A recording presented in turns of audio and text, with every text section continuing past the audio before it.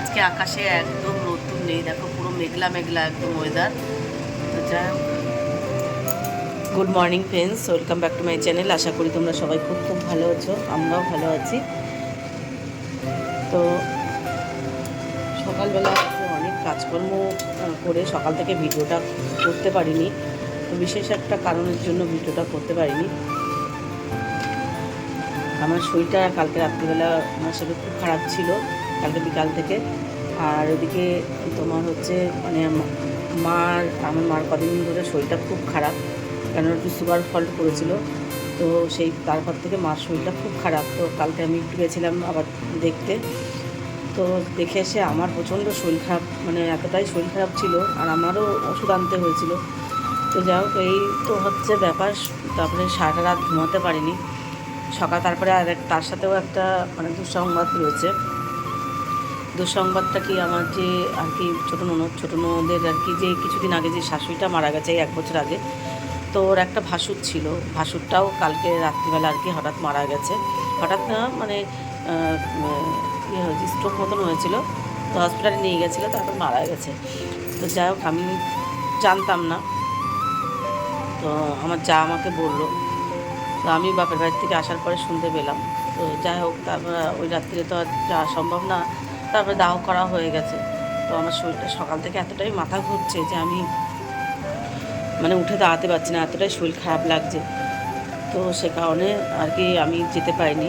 আমার ভাসুর আর আর কি আমার হাজব্যান্ড দুজন মিলে গেছে। আর আমি তাড়াতাড়ি করে একটু মানে কোনো রকম একটু খাবার করে দিলাম, একটু পেঁয়াজ কলি ভাজা আর বেগুন ভাজা করে দিয়েছি, তাই দিয়ে খেয়ে চলে গেছে। আর আমি এদিকে দুপুরের জন্য রান্না বসিয়েছি। এখন বাজে হচ্ছে 11টা 24।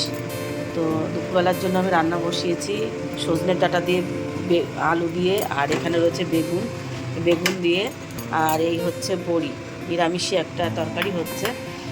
আর পেঁয়াজ কলি ভাজা করেছি। আর এদিকে নিয়ে এসছে এই যে এটাকে কী মাছ বলে, শঙ্কর বাস না কী মাছ, আর কোনো মাছের নাম আছে কিনা আমি ঠিক জানি না। তো এটা আমি শঙ্কর মাছ নামেই জানি। তো যাই হোক, এই মাছ নিয়ে এসছে, তো এটাতে আলু দিয়ে করবো। এই হচ্ছে আজকে দুপুরবেলা রান্না। আর কিছু আমি রাখবো না, শরীরটা ভালো লাগছে না। এদিকে মেয়েকে পড়াতে এসছে মাস্টারমশাই। হ্যাঁ,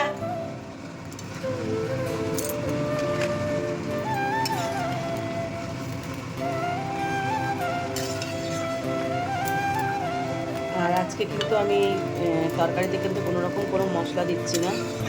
কাঁচা লঙ্কা আর একটা টমেটো দিয়েছি, আর 5 ফোড়ন আর শুকনো লঙ্কা ফোড়ন দেবো, দিয়ে একদম হালকা পাতলা এই ঝোলটা করবো।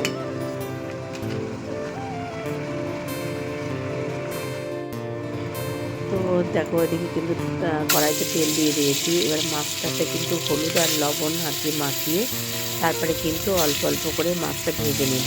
তো এই মাছটা না খুব কঠিন, জানো তো। তো যাই হোক, আমি অল্প অল্প করে ভাজবো। আর এদিকে কিন্তু এই মাছটা রান্না করতে হয় যেরকম আমরা মাংস রান্না করি, তো ঠিক তেমনভাবে কিন্তু রান্না করতে হয়। আর এদিকে মাস্টারমশাই মেয়ের এসছে পড়াতে, তো সেই কারণে এদিকে একটু কফি বসিয়ে দিয়েছি, কফির জল। আর এদিকে হচ্ছে একটু আলুটা হালকা একটু ভাপ দিয়ে নেবো। তো কারণ আমি একটু মানে আলুটা একটু ভাপ দিয়ে নিই, আমার নাহলে একটা আলুতে একটা নতুন আলুর যে গন্ধটা লাগে কেমন একটা। তো সেই কারণে আমি একটু হালকা হালকা একটু ভাপ দিয়ে নিই। এদিকে মাছটা আর আলুটা কিন্তু ভেজে নিয়েছি। আর এদিকে জিরে আর শুকনো লঙ্কা তেলের উপরে দিয়ে দিয়েছি। দিয়ে আর এদিকে আদা, কাঁচা লঙ্কা, একটু অল্প করে পেঁয়াজ, টমেটো, আর একটু কিন্তু 2-1 কম মতন রসুন তো দিয়ে আমি কিন্তু মশলাটা দেখে বুঝতে পারছি মশলাটা কিন্তু একদমই কম। আর এদিকে একটু জিরের গুঁড়ো দিয়ে দেবো, আর সামান্য একটু লঙ্কার গুঁড়ো দিয়ে দেবো, আর একটু মরিচের গুঁড়ো দিয়ে দেবো, দিয়ে একটু হলুদ আর লবণ দিয়ে তারপরে কিন্তু আমি, আর ভালো কথা, আমি না পেঁয়াজটা তেলের উপরে দিতে ভুলে গেছি। তো যা হোক, মশলাটা যখন কষাচ্ছিলাম তখন আর কি কুচানো পেঁয়াজটা আমি দিয়ে দিয়েছি। দিয়ে সুন্দর করে যতক্ষণ না আর কি মশলাটা মানে কষানো হচ্ছে, তেলটা ছাড়ছে, ততক্ষণ কিন্তু মশলাটা কিন্তু সুন্দর করে কষিয়ে যেতে হবে, কারণ মশলা নাইলে একটা কাঁচা গন্ধ বেরোতে। যা হোক, আমার মশলাটা কষানো হয়ে গেছে। তারপরে যে আমি ভেজে রাখা আলু আর মাছগুলোকে কিন্তু দিয়ে দিয়েছি।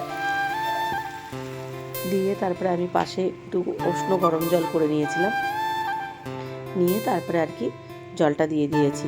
তো দিয়ে এই যে ফাইনালি আমার মাছটা কিন্তু রান্না হয়ে গেছে। আর এদিকে পেঁয়াজ কলি ভাজা, বেগুন ভাজা, আর এদিকে তোমার হচ্ছে সজনে ডাঁটা দিয়ে বেগুন দিয়ে আলু দিয়ে তরকারি।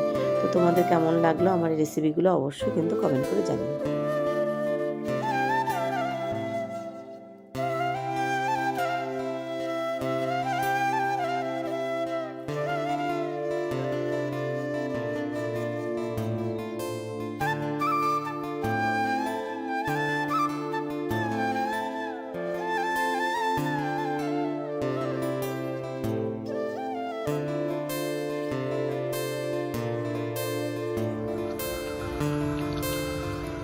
তো আজ হচ্ছে পৌষ সংক্রান্তি, তো সেই কারণে আমি একটু হালকা পিঠে বানাচ্ছি, বেশি না, তো একটু আর কি তেলের পিঠে মানে মালপোয়া, আর এদিকে বানাবো একটু পাটিসাপটা। তো তোমরা কারা কারা পিঠে বানিয়েছো অবশ্যই বলো। আর আজকে তো পৌষ সংক্রান্তি, প্রত্যেকটা বাড়িতেই আজকে পিঠে হবে। তো তোমরা কি কি পিঠে বানিয়েছো অবশ্যই বলো।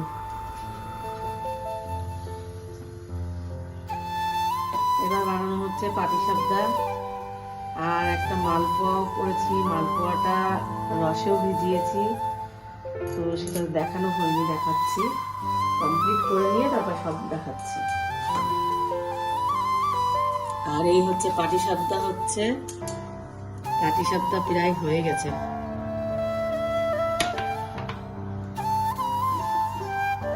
তো কেমন হয়েছে আমার পিঠেগুলো অবশ্যই বলো তোমরা। আমি যেমন পারি তেমন আর কি করেছি, চেষ্টা করেছি।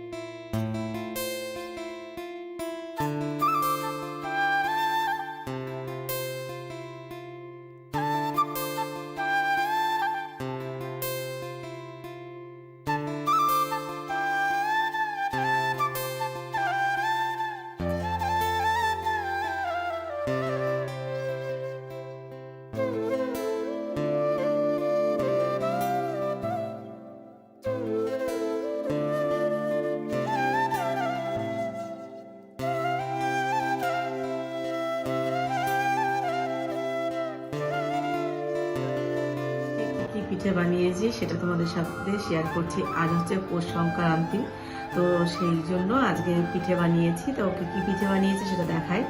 তো এখানে দেখো পাটিসাপটা, এই যে পাটিসাপটা বানিয়েছি, আর এখানে হচ্ছে এটাকে বলে তেলের পিঠে, তো এই যে তেলের পিঠে বানিয়েছি। আর এইখানে দেখো এই যে মালপোয়া। তো এই হচ্ছে আজকে এই 3 রকমের পিঠে বানিয়েছি। তো তোমাদের কাদের কোন পিঠেটা খেতে বেশি সবচেয়ে প্রিয় সেটা আমাকে অবশ্যই কমেন্ট করে জানিও। আর তোমাদের কেমন লাগলো আমার পিঠের রেসিপিগুলো অবশ্যই বলো। তো আমি ফুল রেসিপি তোমাদের সাথে দিতে পারিনি, শেয়ার করতে পারিনি, যতটুকু পেরেছি ততটুকু শেয়ার করে। তো আজকের মতন গুড নাইট, শুভরাত্রি, সবাই ভালো থেকো, সুস্থ থেকো, আর পরিবারের সবাইকে খেয়াল রেখো। আর কাদের বাড়িতে পিঠে এরকম পৌষ সংক্রান্তিতে হয়েছে সেটাও আমাকে অবশ্যই কমেন্ট করে জানিও। আর কেমন লাগলো সেটাও কিন্তু বলো। দেখো